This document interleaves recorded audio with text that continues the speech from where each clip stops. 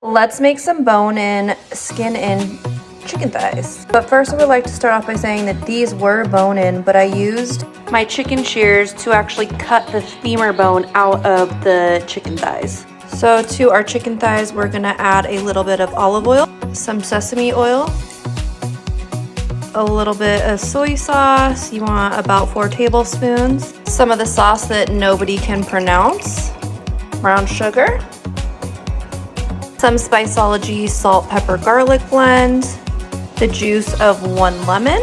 If you don't have lemon, lime will work for this as well. Next, we're gonna add in some honey. Give it a nice coat. We're gonna mix this all together so it doesn't matter if everything gets coated or not at this point in time. Next, we're gonna add in some garlic, about 4 cloves.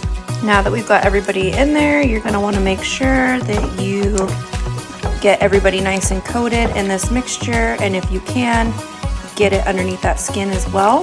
Now we're gonna hit them with some Maui Wowie blend by Spiceology, and we're gonna let these sit in the fridge for at least 30 minutes while they marinate. Our chicken thighs have been sitting for a little over an hour. We're gonna place them into the air fryer basket. Now that we have them arranged in our air fryer, we're gonna cook them at 400 degrees for about 25 to 30 minutes.